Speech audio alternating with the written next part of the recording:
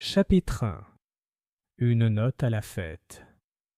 C'était un samedi chaud de début juin lorsque les braves gens de Marlécombe se rassemblèrent sur la pelouse pour la fête estivale annuelle. La journée avait tout le charme des festivités anglaises, guirlandes suspendues de l'orme aux chênes, tables à tréteaux affaissés sous le poids des génoises et des tartelettes aux groseilles, braderies au profit du toit de la paroisse, et les enfants du quartier, le visage peint et les cheveux un peu collants, s'agitant entre les stands avec l'énergie irrépressible de la jeunesse. Le vicaire, le révérend Charles Linton, s'était laissé convaincre d'ouvrir la cérémonie par quelques mots, et son épouse, une femme dynamique et d'une efficacité redoutable, veillait à ce que les billets de tombola soient vendus par milliers. Au bout du green, le Marlécombe Silver Band tentait une interprétation entraînante de Règle Britannia, bien que le deuxième cornet, un garçon plutôt nerveux, ait fait quelques entrées hésitantes qui ont donné à la pièce une poignance involontaire. Au milieu de tout cela, Miss Jane Marple était assise, coiffée d'un chapeau de paille orné de 2 roses depuis longtemps fanées. Elle était confortablement installée dans un fauteuil en osier prêté par Madame Harwood de l'ancien presbytère. De cette position, elle pouvait à la fois observer le monde et, surtout, l'écouter. Car dans un village comme Marlécombe, comme dans son cher Saint-Mary-Mead, on apprend infiniment plus en tendant l'oreille qu'en interrogeant sans ménagement. « Quelle belle affluence !» remarqua Madame Price Ridley en s'installant à côté d'elle. « Mais franchement, on s'inquiète de ce que toute cette gaieté encourage chez les jeunes. Trop de frivolité. Ça mène à...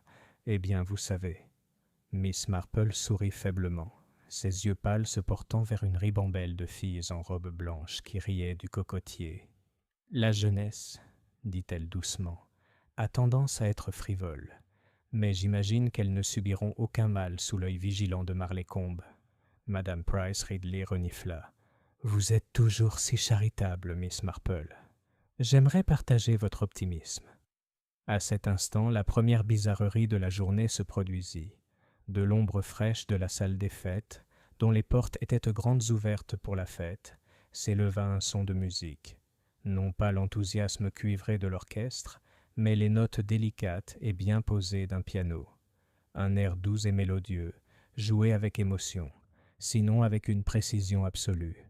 « Comme c'est charmant !» murmura Miss Marple en tournant la tête vers le hall. Plusieurs personnes s'arrêtèrent pour écouter. Mais ce n'était pas la musique elle-même qui suscitait les commentaires, mais son origine, car Marlécombe Hall possédait un piano droit très ancien et peu exigeant, un piano rarement touché depuis la dernière brocante, où un enfant, entreprenant, avait frappé dessus jusqu'à ce qu'une touche se bloque. Et pourtant, il était là, à chanter joyeusement. « Qui donc joue ?» chuchota Madame Price Ridley, comme si les pianistes pouvaient être considérés comme de dangereux intrus. « La salle devrait être fermée à clé. J'ai entendu Madame Linton le dire elle-même. » La curiosité grandit bientôt. Quelques villageois s'aventurèrent vers la porte. Une fille poussa un cri aigu. Un homme réclama le silence. La musique s'arrêta brusquement.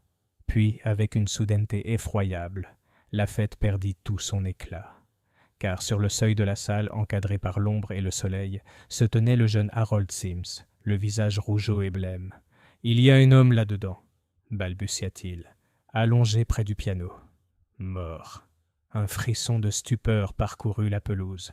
La femme du pasteur laissa tomber ses billets, et ils s'envolèrent vers l'herbe comme des oiseaux effrayés.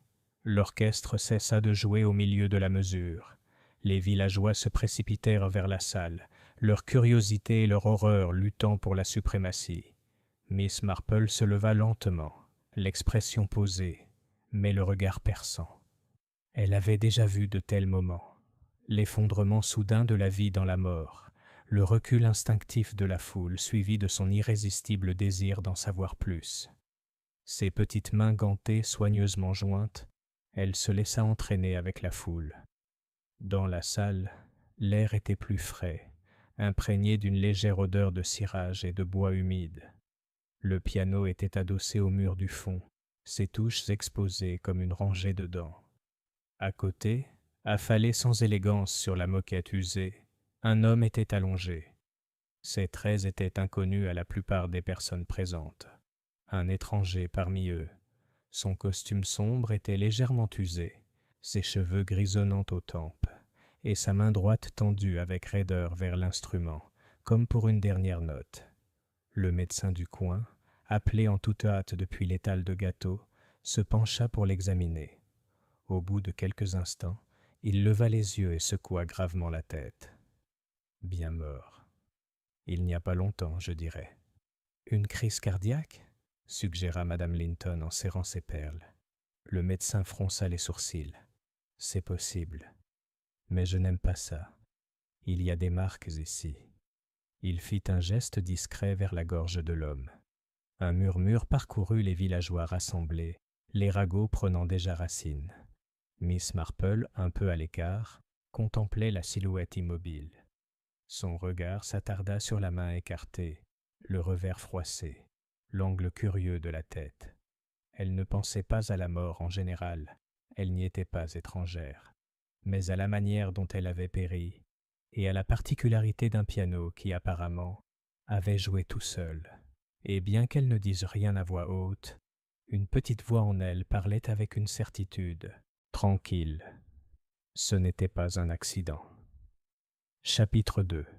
Chuchotement à Marlécombe. Le dimanche matin, la découverte choquante de la fête avait déjà pris l'allure particulière des ragots du village. Là où la veille, les rires et le tintement des tasses s'élevaient. On parlait maintenant à voix basse, les têtes serrées par-dessus les haies et les comptoirs des boutiques. Dans l'épicerie de Madame Porter, la conversation tournait sans fin autour de l'identité du défunt. « Personne ne sait qui il était », déclara Madame Linton, sur le ton de quelqu'un qui raconte un scandale épouvantable. Un étranger est simplement entré dans notre village et est mort, de façon fort inopportune, au beau milieu de notre fête. Le vieux monsieur Trelawney, venu chercher son journal du matin et 2 onces de shag, ajouta d'un ton sombre. Les étrangers ne viennent pas à Marlécombe par hasard. Il était là pour quelque chose, croyez-moi. Madame Porter se pencha par-dessus son comptoir. Le médecin dit que sa mort n'était pas naturelle. Pas naturelle du tout. Miss Marple, qui était occupée à choisir des raisins de Corinthe parmi un assortiment plutôt maigre, écoutait tout en attachant soigneusement ses paquets avec une ficelle brune. Son expression était douce comme la crème, mais ses oreilles, ses excellents instruments de détection villageoise, étaient attentives. De tels fragments, elle le savait, n'est toujours la vérité. La police arrive à midi. L'inspecteur Graves de la police du comté avait établi sa présence. C'était un homme solide, ni prompt à l'humour ni à l'imagination, mais il possédait cette autorité sereine qui incitait les villageois à se confier. Il avait déjà pris ses quartiers au presbytère, où Madame Linton offrit le thé avec un mélange d'hospitalité et de curiosité non dissimulée.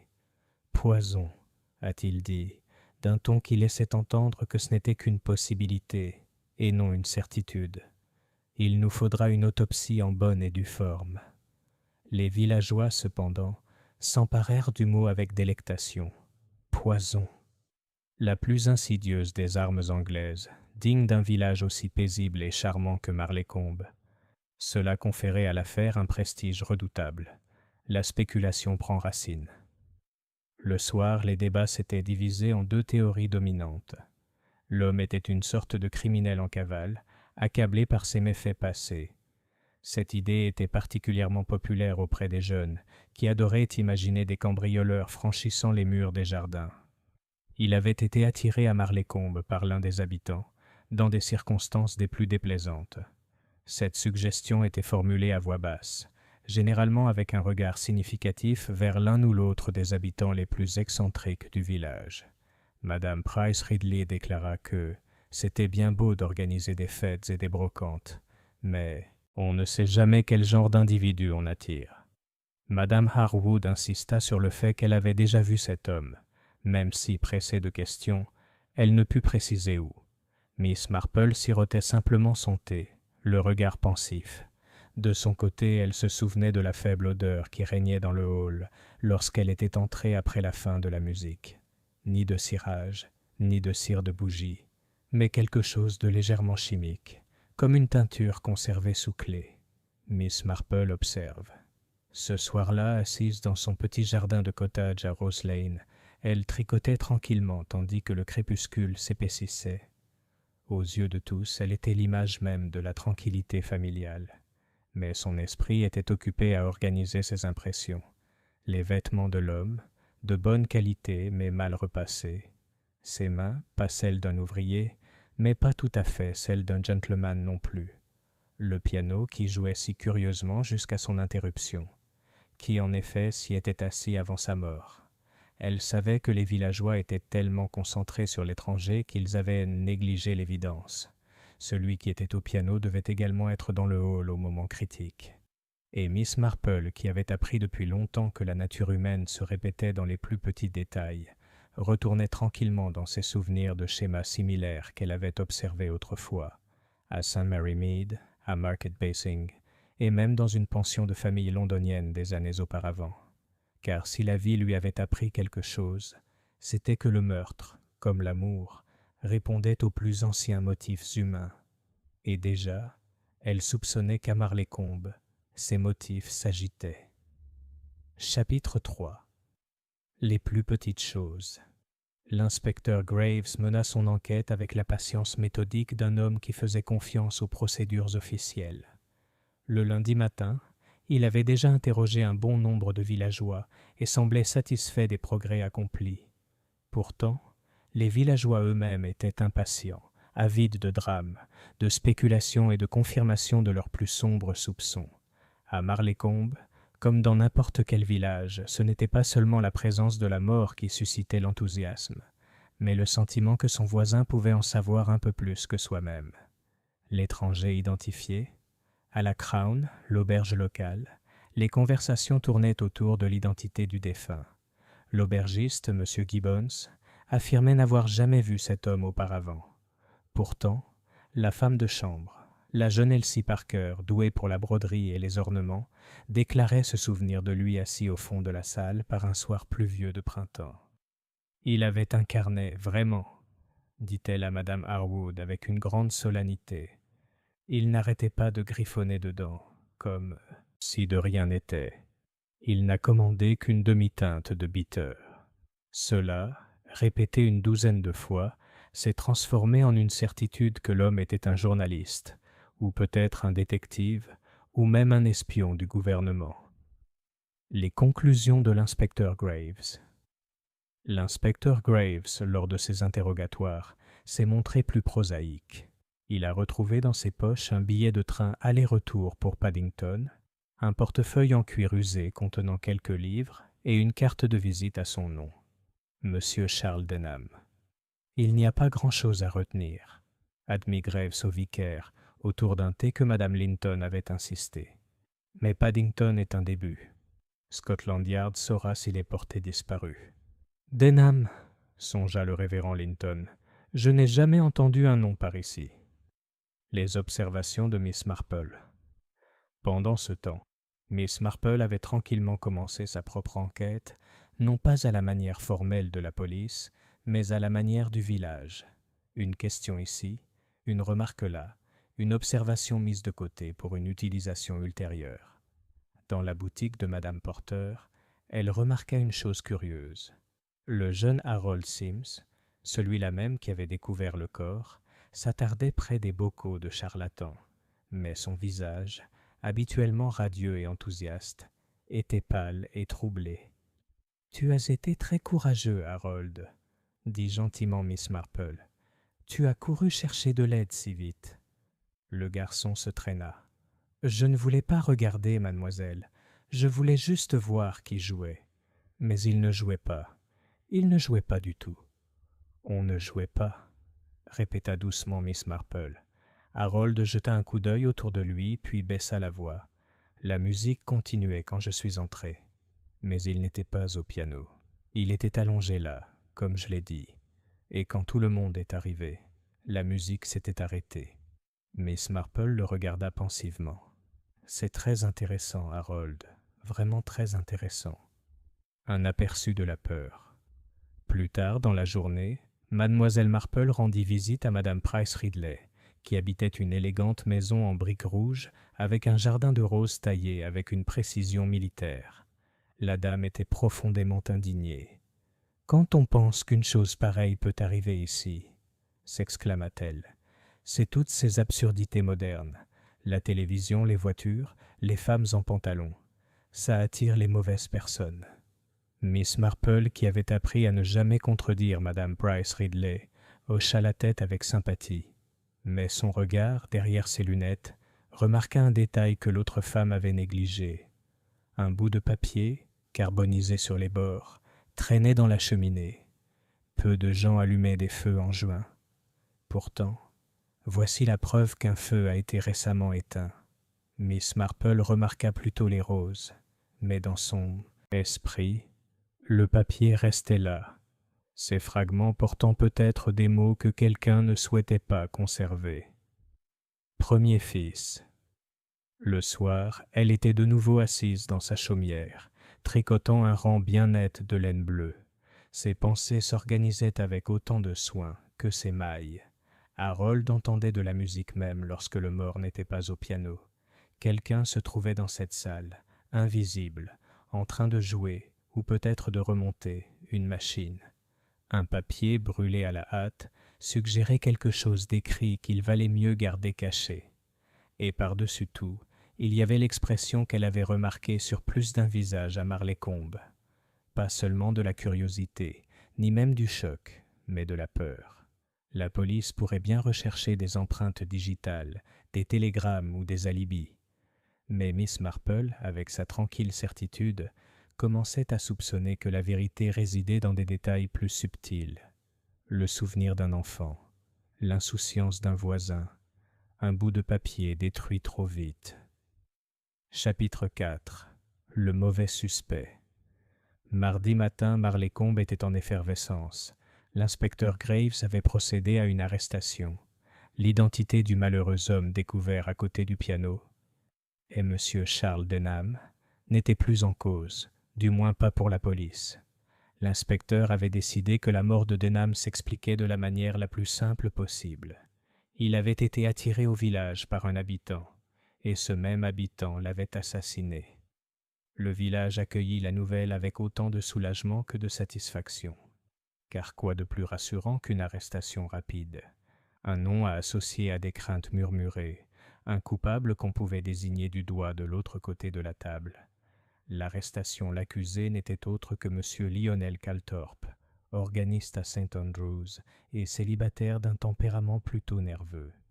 Le raisonnement de l'inspecteur était simple. M. Calthorpe avait accès à la salle, où il s'exerçait souvent au piano malgré son état de décrépitude. On l'a vu dans les environs au moment de la fête, s'éloignant du green alors que d'autres étaient encore rassemblés autour de la tombola. Un témoin, la femme de chambre de Madame Harwood, a affirmé avoir entendu des voix élevées dans le hall plus tôt dans la journée. Et le plus accablant, dans les appartements de Calthorpe à The Crown, les hommes de l'inspecteur avaient découvert une bouteille contenant des traces de strychnine, son étiquette partiellement décollée. L'inspecteur Graves, qui avait une grande confiance dans les preuves tangibles, considérait l'affaire presque réglée. Réaction du village. « Lionel Calthorpe !»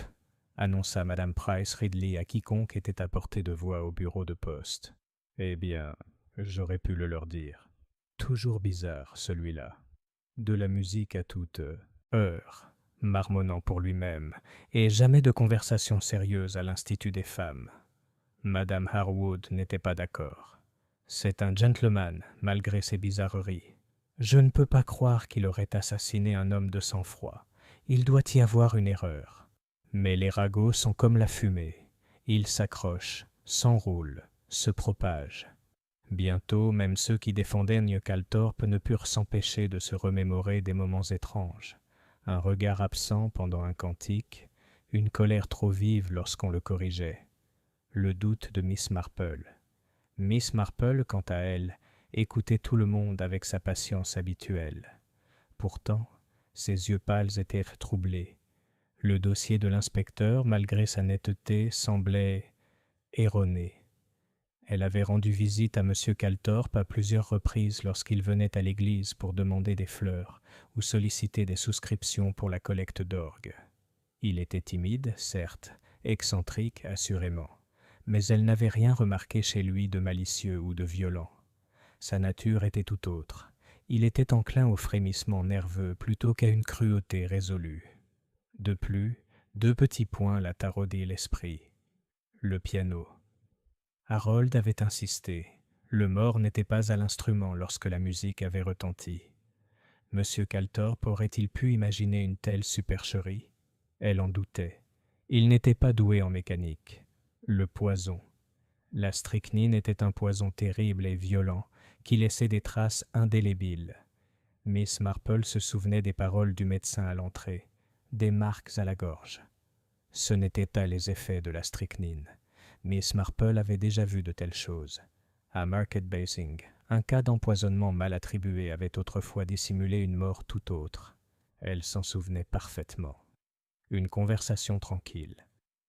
Cet après-midi-là, Miss Marple rencontra Elsie Parker, la femme de chambre, dans le chemin longeant les haies.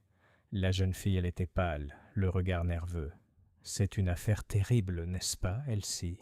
dit gentiment Miss Marple. « Oh oui, mademoiselle, » répondit Elsie. « Quoique je n'ai jamais cru cela de la part de M. Calthorpe.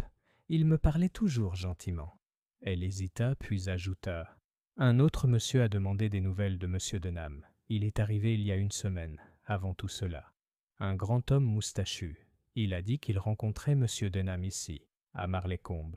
Mais personne n'y a prêté attention. » Les aiguilles de Miss Marple claquaient doucement dans son sac. « Et en avez-vous parlé à l'inspecteur, ma chère ?» Elsie se mordit la lèvre. « Non, mademoiselle. Je ne pensais pas que ça avait d'importance. »« Oh, ma chère, » murmura doucement Miss Marple, « cela compte vraiment beaucoup. » Le piège de l'évidence. Cette nuit-là, l'inspecteur Graves annonça sans appel que M. Calthorpe était placé en garde à vue dans l'attente d'une enquête plus approfondie. Les villageois respirèrent plus facilement, persuadés que le pire était passé. Mais dans son petit salon, Miss Marple était assise avec son tricot, la lumière du feu illuminant ses cheveux argentés. Elle connaissait bien le danger du suspect évident, de l'affaire bien rangée, de l'explication trop facile. Un meurtre était rarement bien fait. La nature humaine, songea-t-elle, était bien plus complexe. Et même si la police se félicitait, Miss Marple savait que la paix de Marleycombe était loin d'être rétablie. La véritable histoire restait à raconter. Chapitre 5. Secret révélé. L'inspecteur Graves aurait pu se satisfaire de l'arrestation de Lionel Calthorpe. Mais Marleycombe, elle, ne l'était pas.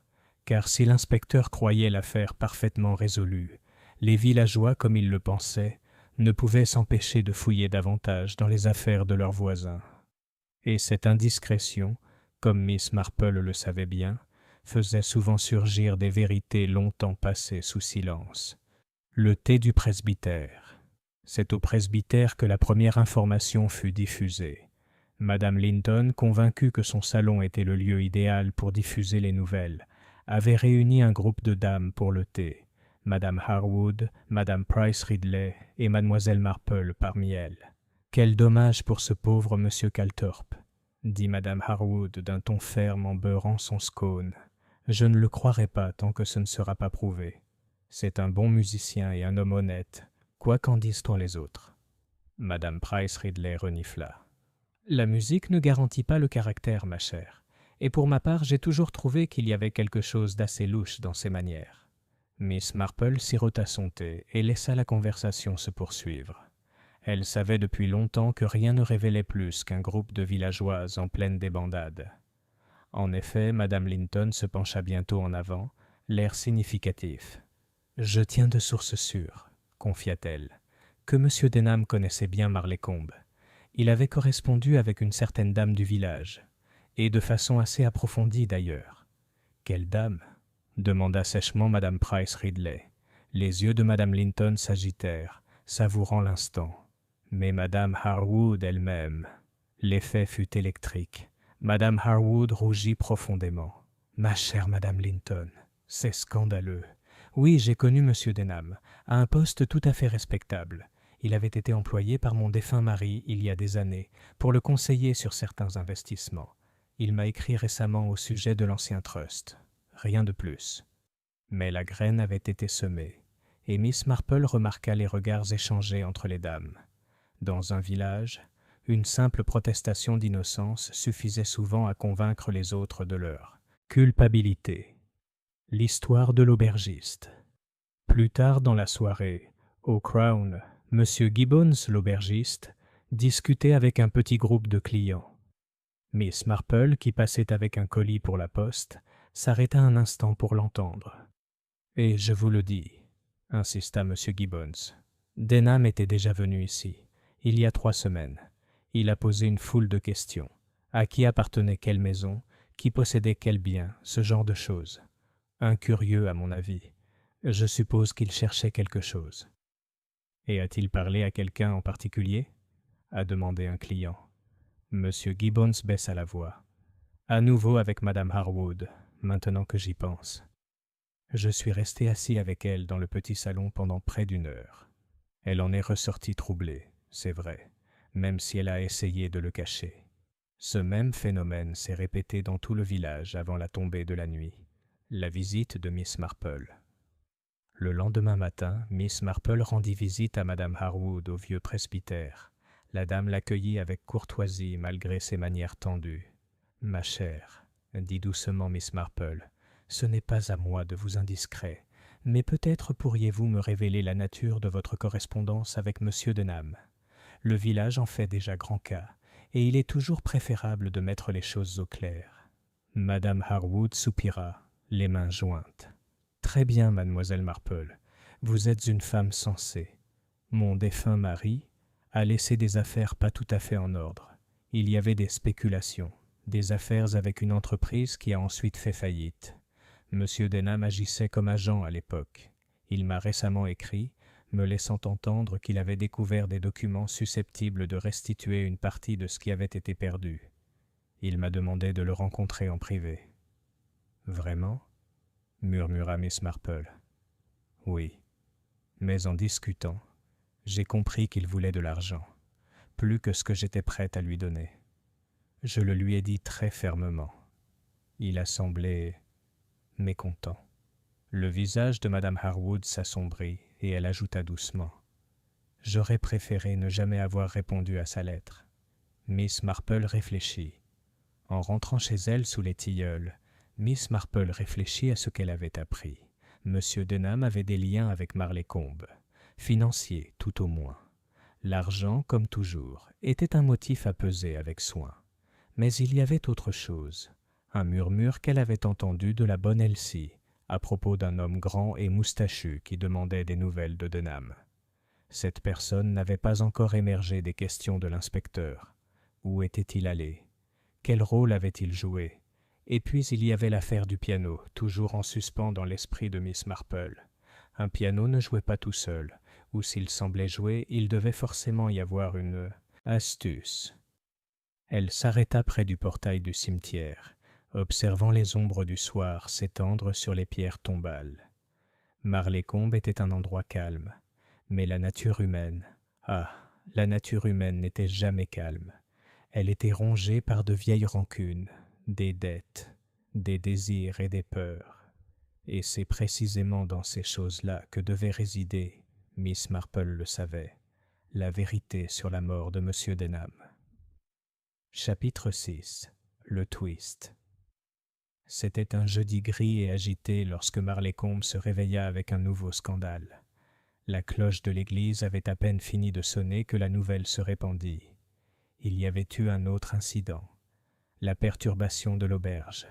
À la Crown, où les affaires de M. Calthorpe étaient restées sous clé pendant son incarcération, une bagarre avait éclaté. M. Gibbons, l'aubergiste, était allé ranger la chambre autrefois louée à l'organiste, et à sa grande surprise, avait découvert la fenêtre déverrouillée et le contenu du secrétaire fouillé. « Rien ne manque, à ma connaissance, » dit-il à l'inspecteur Graves en secouant la tête avec inquiétude. « Mais quelqu'un est entré, c'est sûr. Il a laissé des traces de pas boueuses sur la moquette. C'est clair comme de l'eau de roche. L'inspecteur, déjà de mauvaise humeur en raison du manque de progrès dans l'enquête de Scotland Yard sur les antécédents de M. Denham, s'est saisi de l'affaire avec une vigueur renouvelée. Un complice, a-t-il déclaré. Quelqu'un qui aide Calthorpe ou qui tente de faire disparaître des preuves. Mais Miss Marple, debout dans le couloir, silencieuse tandis que l'inspecteur fulminait, n'en était pas convaincue. Elle s'était penchée pour examiner elle-même les marques de bottes. Elles étaient profondes, plus grandes que les fines chaussures de M. Calthorpe, et portaient un curieux motif qu'elle reconnut. Un quadrillage de clous, du genre qu'on ne trouve que sur les lourdes bottes d'ouvrier. Un homme complètement différent était entré dans cette pièce. Une lettre trouvée. Tandis que l'inspecteur aboyait ses instructions, Elsie, la femme de chambre, s'approcha de Miss Marple, le visage pâle et nerveux. « Je n'ai rien dit, mademoiselle, » murmura-t-elle, « mais j'ai trouvé ça derrière le bureau. J'avais peur de le rendre. Mais, eh bien, je vous fais confiance. » Elle glissa un morceau de papier plié dans la main de Miss Marple. Plus tard, dans le calme de son cottage, Miss Marple lissa le drap froissé. C'était un extrait d'une lettre, écrite d'une écriture virile et audacieuse. Vous devez recevoir les papiers immédiatement. Si vous ne les présentez pas, vous en répondrez. Denham n'est pas digne de confiance. Retrouvez-moi à la salle pendant la fête. Venez seul. La lettre ne portait aucune signature. Mais Miss Marple comprit aussitôt une chose. La fête n'avait pas été choisie par hasard. La salle, avec son piano et ses portes, ouvertes, avait été le théâtre même d'une rencontre convenue. La confiance de l'inspecteur Graves.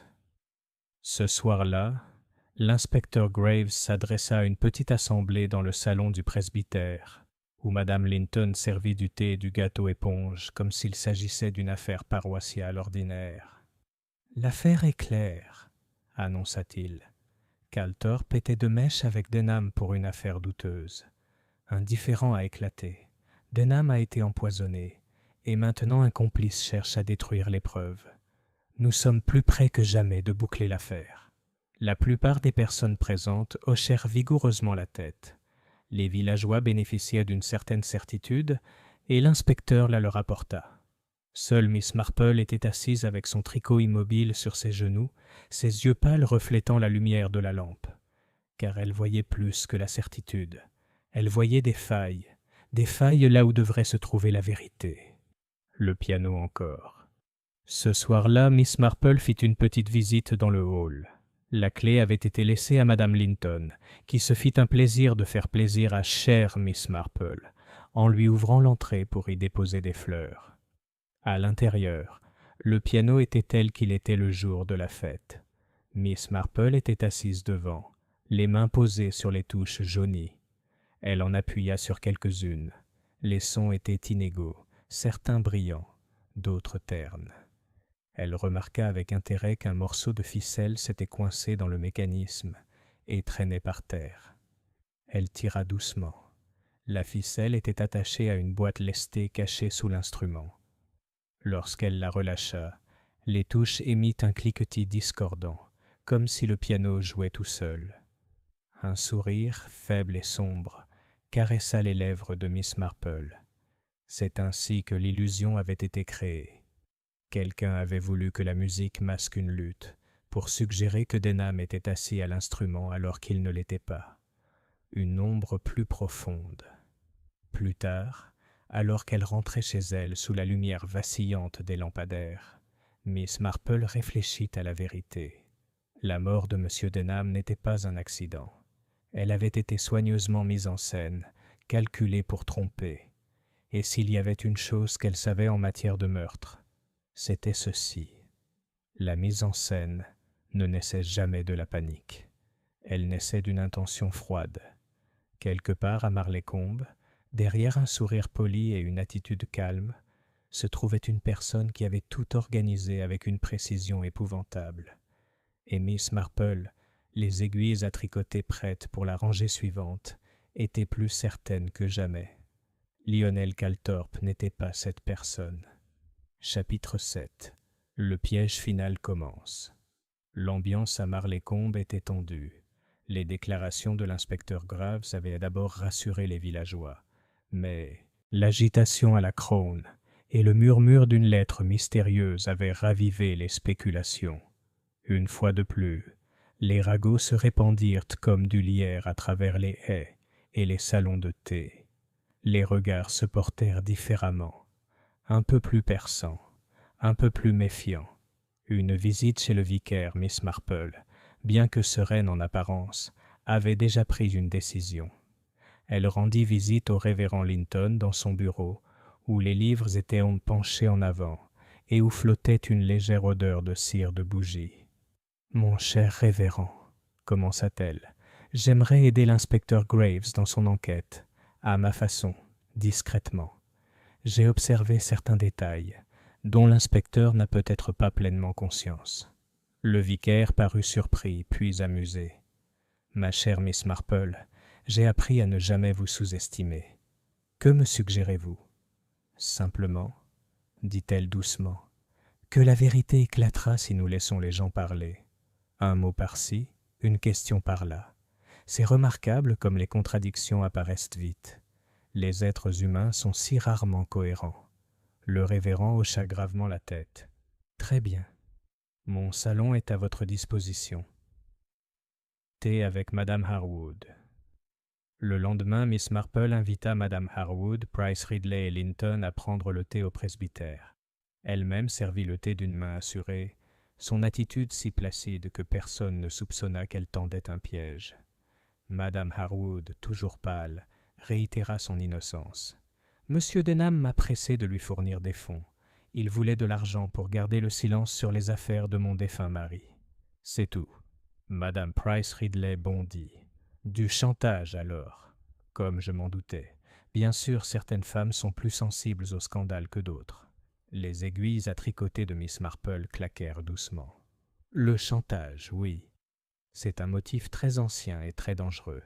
Un maître chanteur est toujours en danger, car une fois que les gens comprennent que le silence coûte trop cher, ils peuvent chercher une solution permanente. » Ces paroles, bien que prononcées avec douceur, ont plongé les dames dans un silence pensif.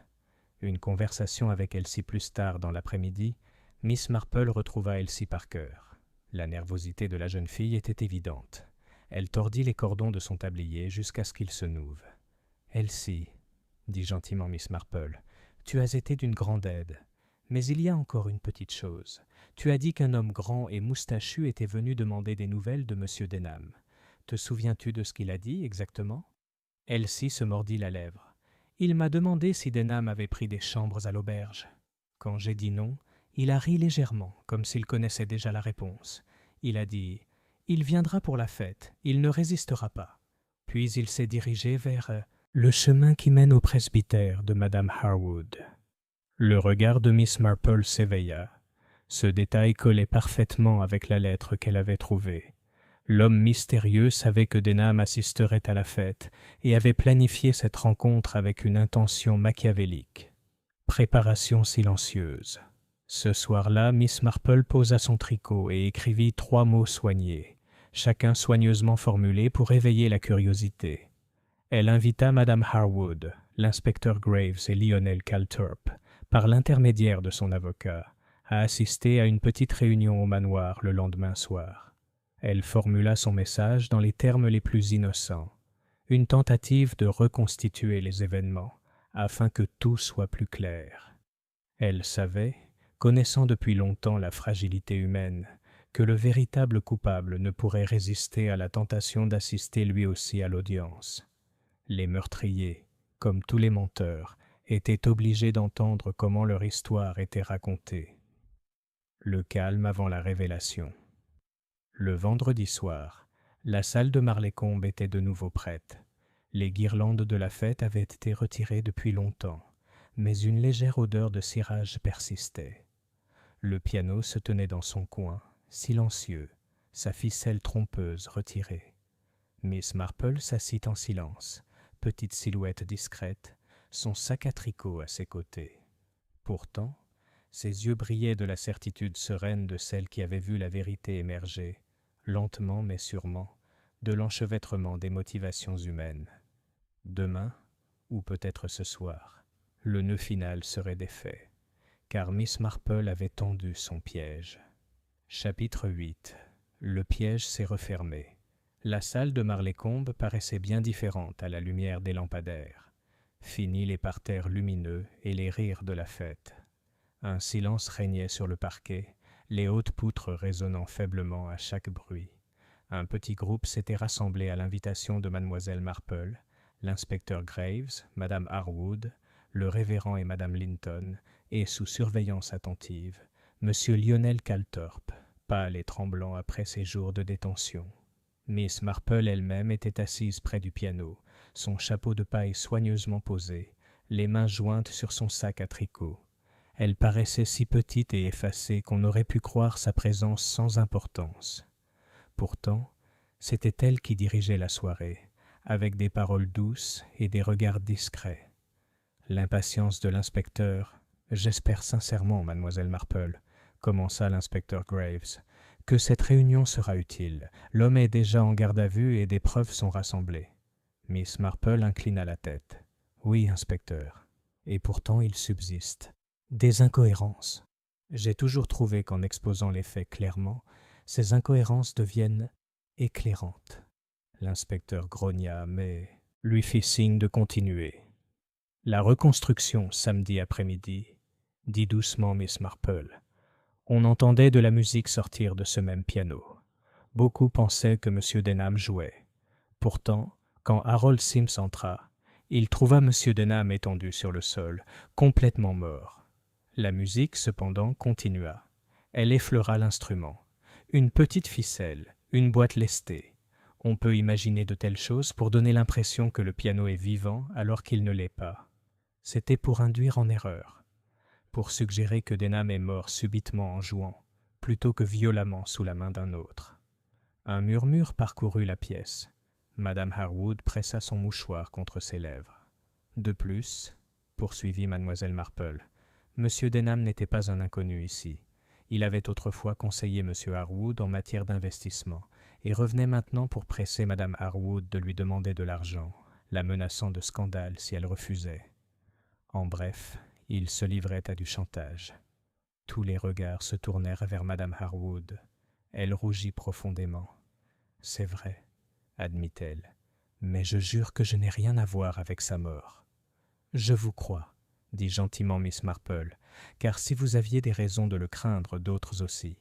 Voyez-vous, les maîtres chanteurs s'arrêtent rarement à une seule victime. » Le dévoilement de la lettre. De son sac à tricot, Miss Marple sortit le morceau de papier froissé qu'elle s'y avait trouvé. Cette lettre, dit-elle, invitait Denham à venir à la salle pendant la fête. Elle était écrite d'une main audacieuse, ni celle de M. Calthorpe, ni celle de Mme Harwood. Elle le sommait de venir seul.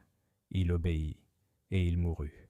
L'inspecteur Graves fronça les sourcils. « Et qui, je vous prie, a écrit ça ?»« Voilà, » dit Miss Marple d'une voix toujours douce, « ce que nous sommes ici pour apprendre, car le meurtrier ne peut s'empêcher d'entendre à quel point nous sommes proches de la vérité. » Son regard parcourut la pièce, s'arrêtant brièvement sur chaque visage. « J'aimerais demander, » poursuivit-elle, « que quiconque parmi vous ait connu Denham avant son arrivée à Marleycombe veuille bien s'avancer. » Un silence tendu s'ensuivit. Monsieur Calthorpe se tordait les mains. Madame Harwood tremblait. Le révérend toussa, gêné. Et puis, depuis la porte, une voix retentit. « Inutile de jouer avec lui, Miss Marple. Je le connaissais bien. » La compagnie se retourna. Debout, moustachu, large d'épaules et l'air sombre, se tenait l'homme qu'Elsie avait décrit, l'étranger qui avait demandé des nouvelles de Denham à l'auberge. La confrontation. « Qui diable êtes-vous » demanda l'inspecteur Graves.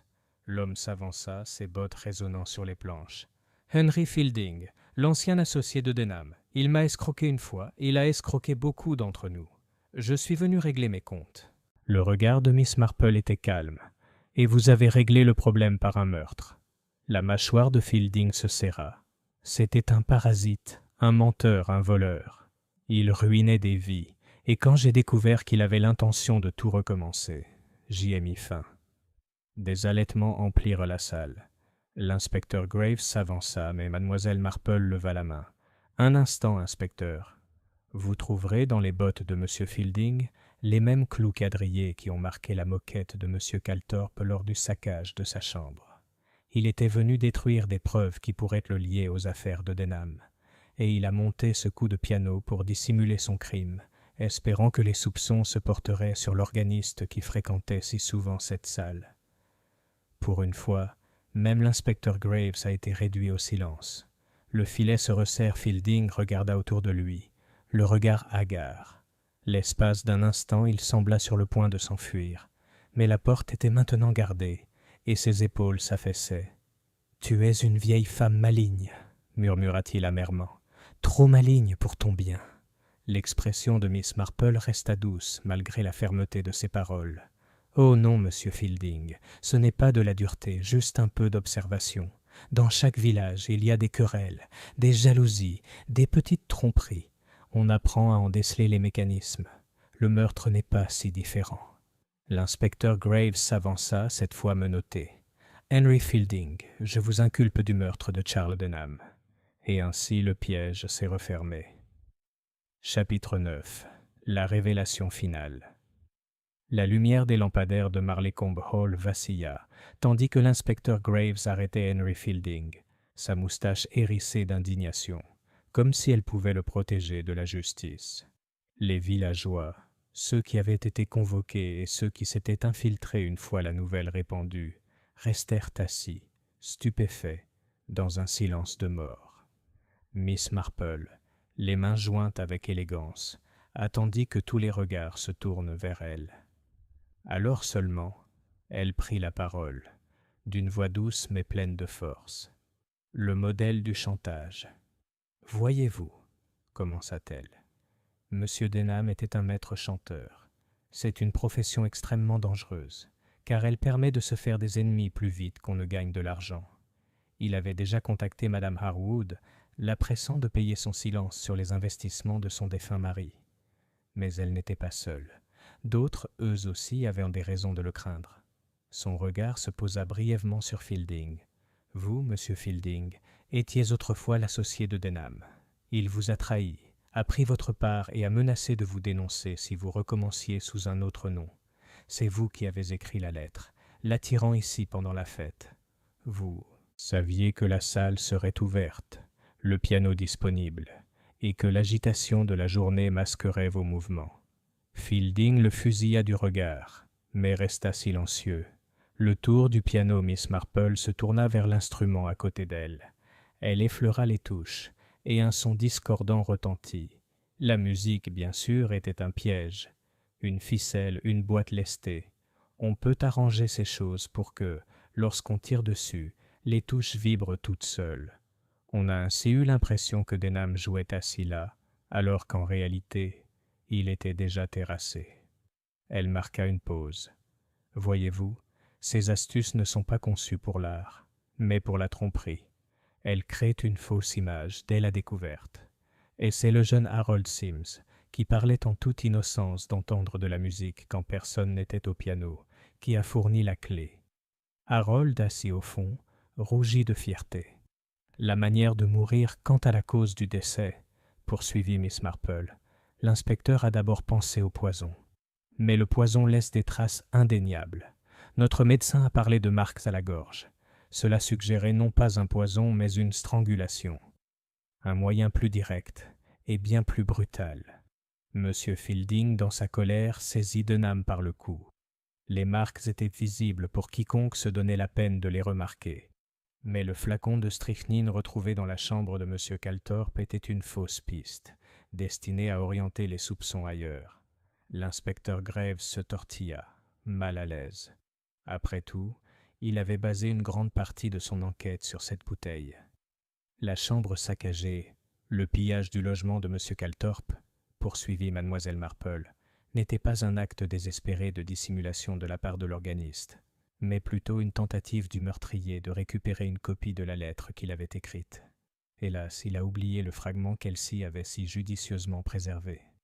Elsie fit un petit sourire nerveux, et madame Linton lui tapota la main en signe d'approbation. La psychologie du crime, Miss Marple croisa de nouveau les mains. Tout était très calculé, sauf une chose. Voyez-vous, les meurtriers sont rarement imaginatifs. Ils croient que les autres accepteront les apparences. Ils oublient que la nature humaine, la peur, la cupidité et le ressentiment se manifestent dans les plus petites choses. Dans ce cas, ce n'est pas l'ingéniosité du piano qui a trahi M. Fielding, mais ses bottes, sa voix à l'auberge, son besoin insatiable d'écouter le déroulement des événements. Un homme coupable ne peut rester à l'écart lorsqu'on lui raconte l'histoire de sa culpabilité. Les conséquences. La salle était silencieuse lorsqu'elle eut terminé, à l'exception du tic-tac de la grande horloge. Enfin, l'inspecteur Graves s'éclaircit la gorge. « Vous avez été très claire, Miss Marple. Je dois avouer que la police vous doit des remerciements. » Miss Marple inclina modestement la tête. « J'ai simplement observé, inspecteur. La vérité était toujours là, à la portée de tous. » Tandis qu'Henry Fielding était emmené, les villageois se dispersèrent lentement dans la nuit, murmurant à voix basse. Déjà les spéculations reprenaient. Qui avait su quoi?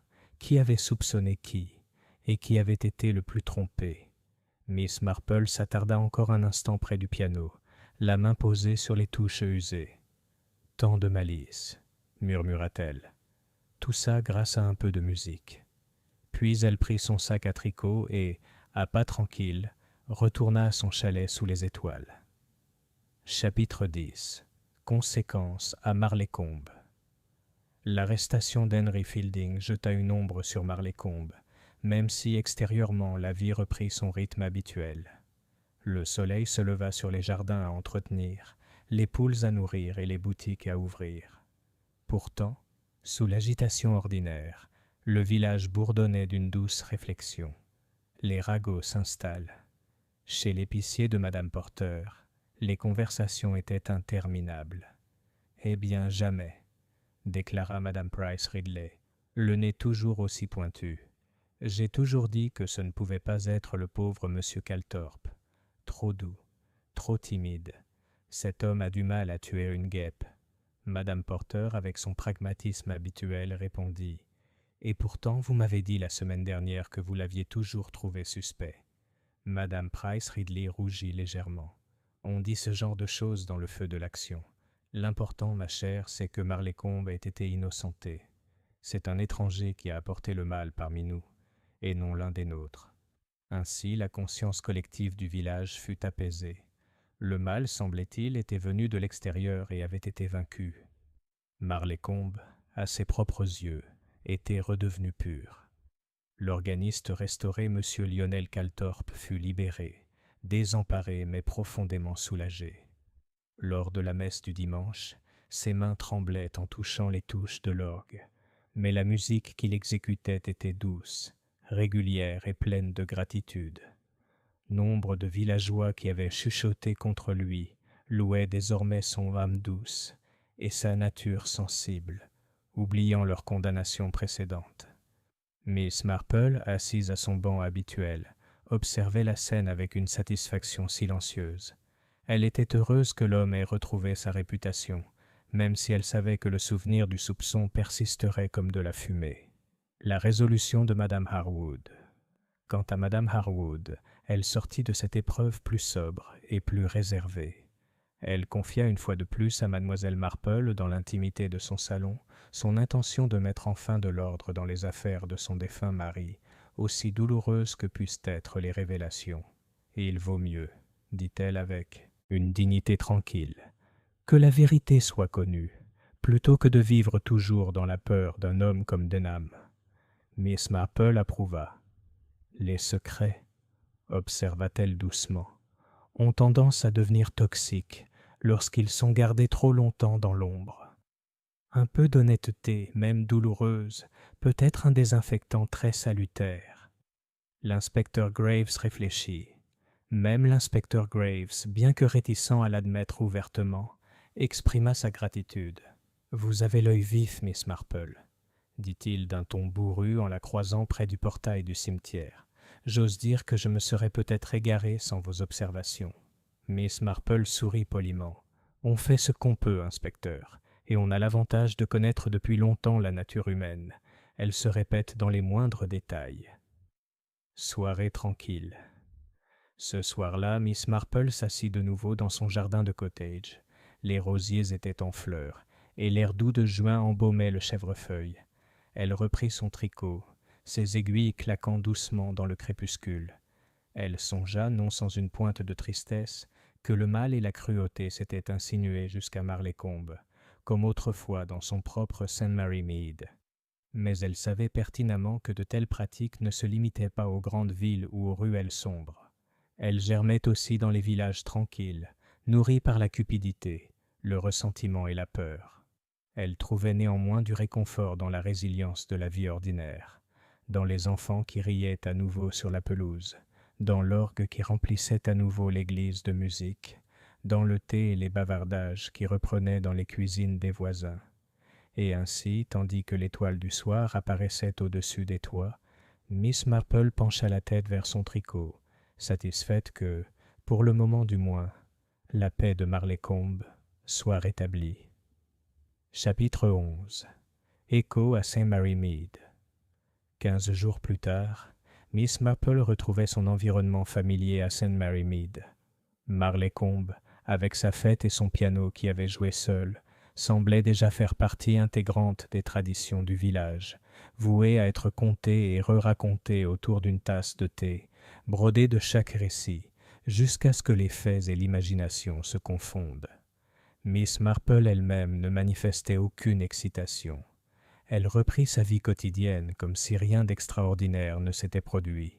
Soigner ses rosiers, rendre visite à la femme du pasteur et s'asseoir chaque après-midi au soleil avec son tricot. Pourtant, cette histoire persistait dans son esprit, rappel instructif des schémas immuables du comportement humain. Parallèle rappelé, elle pensait souvent à M. Fielding, le meurtrier.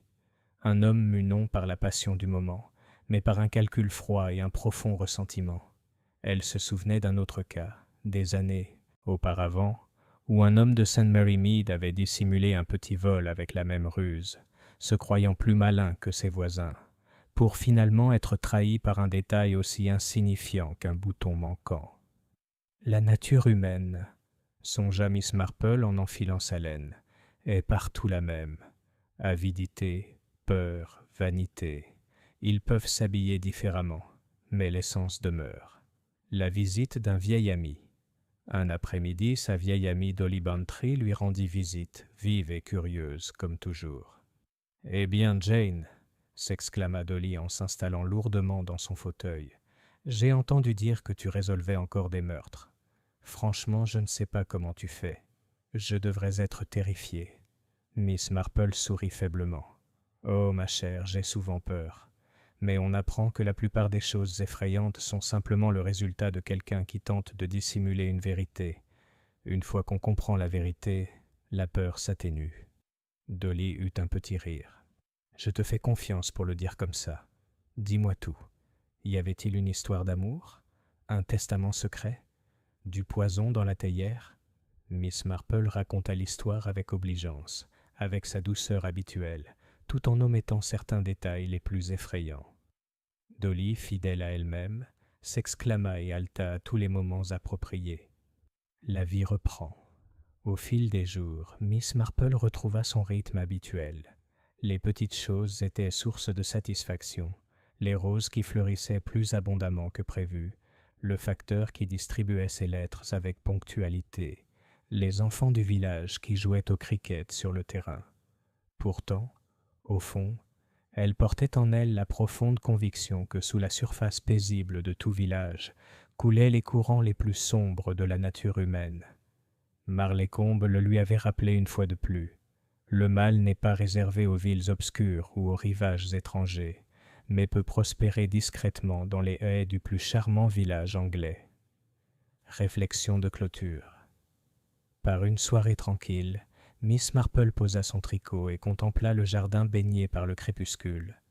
Elle repensa aux touches du piano, qui tintaient de façon discordante, créant l'illusion de la vie alors que la mort était déjà là. « Tellement comme les gens », murmura-t-elle doucement.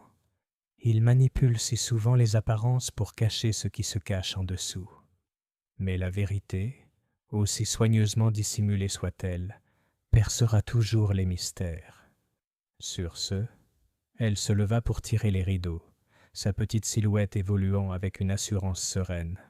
Dehors, St. Mary Mead savourait la quiétude du soir, et à l'intérieur, Miss Marple reprit son observation silencieuse, toujours prête à guetter le prochain petit indice, susceptible de révéler le cœur caché de la nature humaine. Chapitre 12. L'été tranquille de Marlécombe. Fin juillet. Marlécombe retrouvait le calme paisible d'un village anglais bien organisé. Les rosiers de Rose Lane flétrissaient sous le poids de la floraison de fin d'été, et les abeilles somnolaient dans les massifs de lavande, indifférentes au drame qui s'était récemment déroulé. La vie, comme il se doit, reprit son rythme habituel, mais une trace d'indéfinissable flottait dans l'air, un souvenir d'inquiétude que même le soleil le plus chaud ne parvenait pas à effacer complètement. La boutique de Madame Porter. Madame Porter essuya le comptoir de l'épicier, écoutant Madame Price Ridley parler avec une autorité inébranlable. « J'ai dit dès le début que c'était un étranger », a déclaré Madame Price Ridley, bien qu'elle n'ait en réalité rien dit de tel. « Les habitants de Marlécombe ne commettent pas de meurtre. Nous sommes un village respectable. » Madame Porter pinça les lèvres, mais ne la contredit pas. Elle avait appris qu'après l'excitation, certains villageois avaient dû réécrire leur propre rôle dans l'histoire. Le vers les enfants se poursuivait à nouveau sur la place du village, leur rire résonnant là où, quelques semaines auparavant, les banderoles de la fête flottaient au-dessus d'une scène de mort subite. Le jeune Harold Sims, dont le regard perçant et la franchise avaient involontairement déclenché le premier indice, se vantait maintenant auprès de ses amis de son rôle dans l'affaire. Les autres écoutaient avec une admiration débordante et une pointe d'envie. Sa mère, qui l'observait de loin, se demandait si Harold pourrait devenir un homme de quelque importance. Mais elle ne dit rien, de peur que cela ne lui monte à la tête. L'auberge de la Couronne. À la Crown, M. Gibbons raconta une fois de plus l'histoire à deux cyclistes qui passaient. À chaque fois, le récit prenait un ton plus dramatique. La lettre mystérieuse, la musique qui jouait d'elle-même, l'irruption soudaine du meurtrier au rassemblement de Miss Marple. Les cyclistes écoutaient, un sourire en coin, incertains s'ils entendaient la vérité ou la légende du village. M. Gibbons, cependant, était parfaitement satisfait. Après tout, une histoire appartient autant à ceux qui la racontent qu'à ceux qui l'ont vécue. Madame Harwood,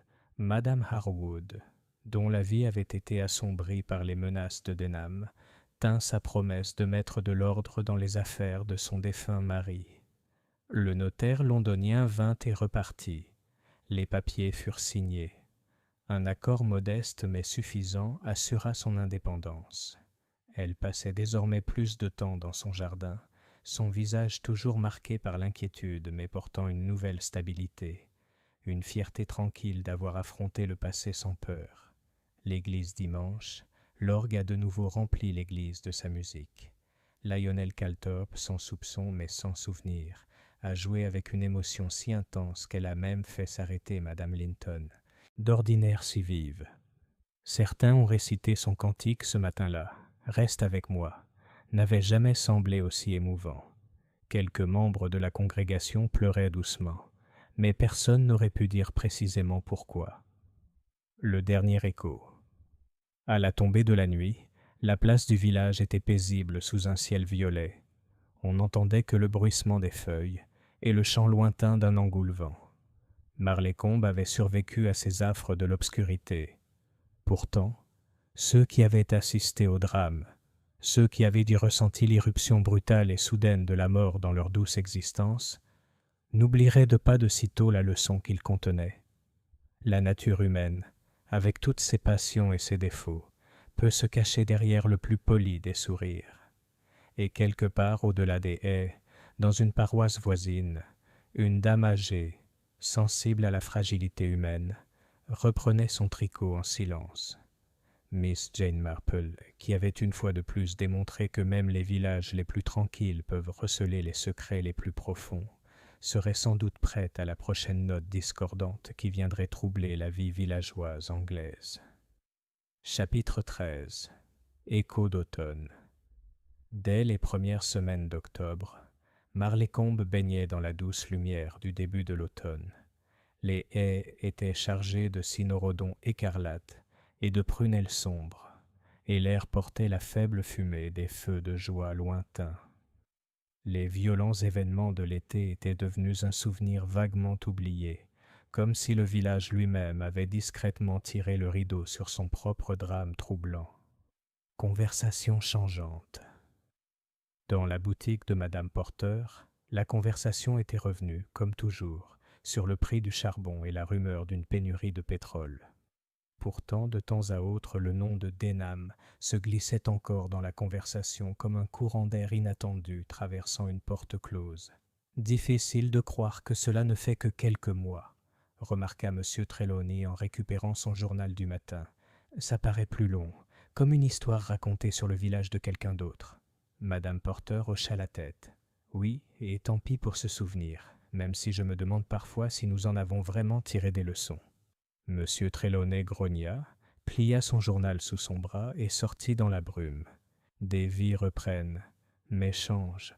Madame Harwood se promenait plus souvent dans son jardin, taillant ses rosiers tardifs d'une main plus assurée. Le travail du notaire était terminé, ses affaires étaient en ordre. Mais parfois, lorsque le crépuscule tombait et que le vent bruissait dans les ifs, elle s'arrêtait, se souvenant de la menace discrète de la lettre de Denham et de la violence soudaine qui avait suivi. Lionel Calthorpe continua son travail à St. Andrew, et le tremblement qui hantait autrefois ses mains avait disparu. Sa musique portait désormais une profondeur nouvelle, inattendue, ni plus forte ni plus grandiose, mais imprégnée d'une sérénité durement acquise. Les villageois, qui avaient autrefois murmuré des soupçons à son égard, lui adressaient maintenant un signe de tête empreint d'un léger respect. Les ragots, si prompts à accuser, s'étaient transformés avec le temps en une admiration silencieuse. L'enfant qui écoutait le jeune Harold Sims, dont Louis Finn avait percé la clé du mystère, entra à l'école cet automne-là à Market Basing. Sa mère aimait raconter à qui voulait l'entendre qu'Harold avait aidé Miss Marple elle-même à attraper un meurtrier. Le garçon, modeste malgré les fanfaronnades de sa mère, parlait peu, mais parfois, lorsqu'il jouait au cricket avec ses nouveaux amis, il s'arrêtait au son d'un piano lointain et ressentait un frisson au souvenir. Un visiteur de St. Mary Mead.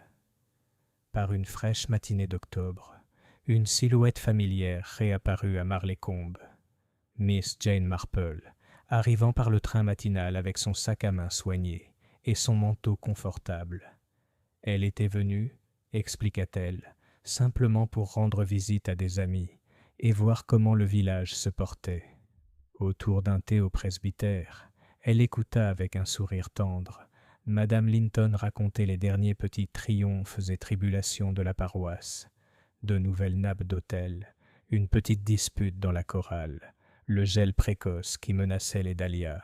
« La vie continue, » dit doucement Miss Marple en regardant les feuilles dorées, « et c'est le plus grand réconfort. » Une réflexion silencieuse. Ce soir-là, alors que le soleil baissait et que l'air se chargeait d'un parfum de feuilles brûlées, Miss Marple resta un instant sur la place du village. La cloche de l'église sonna l'heure. De la porte ouverte s'échappaient les notes faibles et régulières de l'orgue. Elle pensait à la rapidité avec laquelle la terreur avait envahi cet endroit paisible et à la rapidité avec laquelle la vie s'était refermée sur la blessure, non sans laisser sa légère cicatrice. « La nature humaine, » murmura-t-elle, « ressemble beaucoup aux saisons. Il y a toujours un hiver dans le cœur, mais le printemps, et même l'été, revient. Et nous devons être vigilants, mais aussi reconnaissants. » Elle se tourna vers la gare tandis que l'étoile du soir scintillait au-dessus des toits. Les douces notes de l'orgue la suivirent dans la ruelle. une musique qui n'était plus discordante, mais qui portait la tranquille assurance que la vie, pour l'instant, avait retrouvé son harmonie. Chapitre 14. Un adieu à Marleycombe. Un pâle soleil d'hiver filtrait à travers un épais voile de nuages, tandis que Miss Marple effectuait une dernière visite à Marleycombe avant Noël. Le givre argentait les haies et s'étendait comme une dentelle délicate le long des toits. La place du village, où la fête estivale avait, autrefois grouillé de rires et de tragédies soudaines, était désormais silencieuse sous le léger crissement de ses chaussures confortables. Le village au repos. Les fenêtres du Crown brillaient d'une lueur ambrée dans le crépuscule naissant. Monsieur Gibbons polissait déjà la rampe en laiton, prêt pour le commerce du soir. La sonnette de la boutique de Madame Porter tintait chaque fois qu'un client venait chercher des provisions pour les fêtes. On entendait au loin les répétitions de chants de Noël de Saint Andrew, un léger filet musical se faufilant dans l'air froid. La vie s'était stabilisée. L'histoire de la mort de Charles Denham et de la capture d'Henry Fielding était devenue un récit comparable à celui du gel de l'année précédente, ou de la fonte des glaces du ruisseau, un événement désormais atténué par le temps, devenu presque légendaire. Madame Harwood, marchant bras dessus bras dessous avec Madame Linton, leva la main pour la saluer. Lionel Calthorpe le suivait à quelque distance, un folio sous le bras. Il s'inclina timidement au passage de Mademoiselle Marple. La suspicion qu'il avait autrefois accablée s'était dissipée depuis longtemps. Sa réputation portait désormais l'estime discrète d'un homme injustement mis à l'épreuve et dont l'innocence avait été prouvée. Un petit rassemblement. Ce soir-là, le salon du presbytère brillait de lumière et d'un parfum de thé épicé. Madame Linton en versa généreusement, tandis que Madame Price Ridley racontait, pour la 3e fois, comment elle avait toujours soupçonné l'étranger. Personne ne la corrigea. Ces petites vanités faisaient partie de la vie du village. Miss Marple était assise avec son tricot, ses aiguilles cliquetant doucement. Elle ne contribuait guère à la conversation, mais son sourire doux laissait entrevoir un plaisir discret dans les bavardages ordinaires. Le projet de bazar de Noël, la pénurie d'oranges, la rumeur selon laquelle l'évêque pourrait assister à la messe du Nouvel An. Réflexion du verre. Plus tard, alors qu'elle retournait à la couronne pour la nuit, Miss Marple s'arrêta sur le verre éclatant du givre. La lune, basse et pleine, colorait l'herbe d'une teinte argentée. Elle repensa à cet après-midi d'été où la musique s'était échappée du hall et où un homme gisait mort près du piano. Le souvenir était vif et pourtant lointain, comme un rêve s'évanouissant à l'aube. « Le mal n'est jamais loin, » murmura-t-elle, « mais le bien non plus. Il suffit de bien regarder pour trouver les deux. » Son souffle blanc s'échappait dans l'air immobile. Le village dormait, rassuré par ses rythmes paisibles. Vers la maison. Le lendemain matin, elle prit le train matinal pour Saint-Mary-Mead. Le wagon était froid mais ensoleillé, la campagne s'étalant sur des champs blanchis par le gel. Miss Marple posa son tricot sur ses genoux et laissa son esprit vagabonder. Marleycombe lui avait appris la leçon. La fragilité et le courage humain cohabitent, même dans les endroits les plus paisibles. Tandis que le train prenait de la vitesse, elle sourit faiblement, ses yeux bleus brillant derrière ses lunettes. Quelque part, dans un autre village, la vie continuerait, pleine de secrets, de petites tromperies et des drames silencieux du cœur. Et si jamais l'obscurité s'abattait à nouveau, elle serait là, discrète et vigilante, pour voir ce que les autres avaient négligé. Chapitre 15. Postlude. La musique persiste. Janvier apporta une beauté feutrée à la campagne, tandis que Miss Marple reprenait sa routine habituelle à Saint-Mary-Mead. Le givre scintillait sur les haies et la fumée des feux de bois s'élevait en rubans bleus sur un ciel d'hiver pâle. L'effervescence de Noël était passée. Le village était silencieux, se contentant de somnoler jusqu'au printemps. Pourtant, même pendant cette période calme, Miss Marple repensait souvent à Marleycombe et au cas curieux du piano qui jouait seul. Note mémorisée.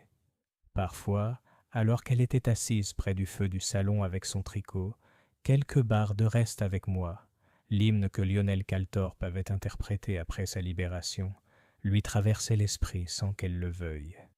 Elle s'arrêtait, aiguilles en main, et entendait à nouveau l'étrange tintement du piano de la fête, cette musique étrange masquant la mort.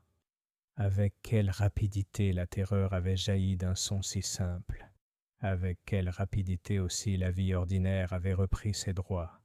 Les ragots se transformaient en souvenirs, les soupçons en histoire, et finalement en une sorte de légende. Leçon de la nature humaine. Miss Marple savait pertinemment que ce schéma se répéterait. Dans chaque village, sous les chaumières roses et les salutations polies, résidaient les mêmes pulsions intemporelles, la peur de la disgrâce, la soif du gain, l'étincelle soudaine de la violence, et avec elle, toujours, les vertus plus discrètes, la loyauté, la gentillesse et le courage d'affronter la vérité lorsqu'elle est enfin révélée. C'est partout pareil, songea-t-elle, racontant avec patience une autre rangée. Les gens sont comme les gens, que ce soit à Marleycombe ou ici, à Saint-Mary-Mead. Leurs faiblesses peuvent différer dans les détails, mais jamais dans leur nature. Un visiteur inattendu. Un après-midi frais, Dolly Bantry est revenue, les joues roses à cause du froid. « Jane, dit-elle en s'installant près du feu, on parle encore de ton aventure. J'ai lu un article dans le journal du comté, Le mystère du piano automatique. Tu deviendras célèbre si tu n'y prends pas garde. » Miss Marple sourit faiblement. « Oh, ma chère Dolly, la célébrité est bien la dernière chose que je recherche. Mais si cette histoire nous rappelle que même les endroits tranquilles exigent une vigilance particulière, elle a peut-être une certaine utilité. » Dolly rit. « Je te fais confiance pour en tirer une morale.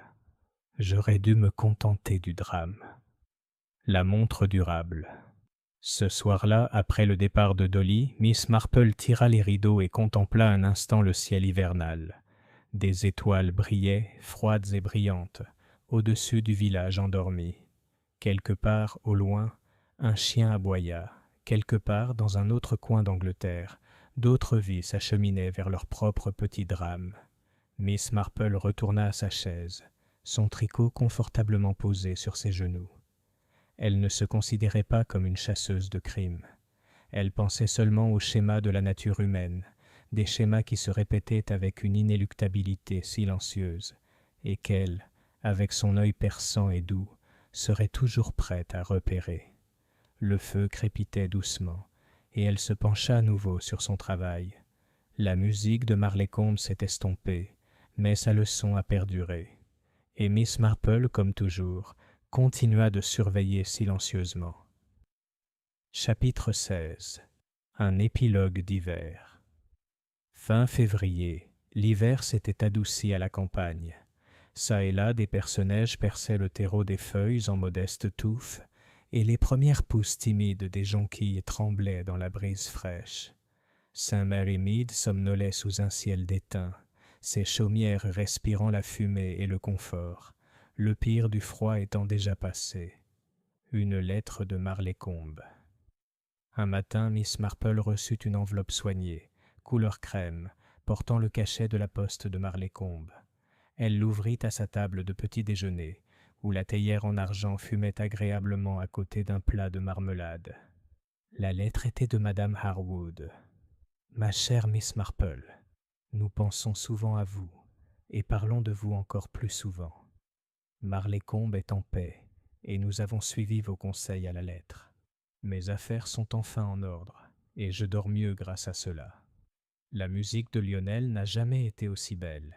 Il a joué le Nunc Dimittis dimanche dernier, et nous a tous mis au bord des larmes. Le petit Harold, lui aussi, est une sorte de héros local. L'institutrice dit qu'il est très prometteur. Nous vous sommes reconnaissants pour ce que vous avez fait, même si je soupçonne que vous le nierez modestement.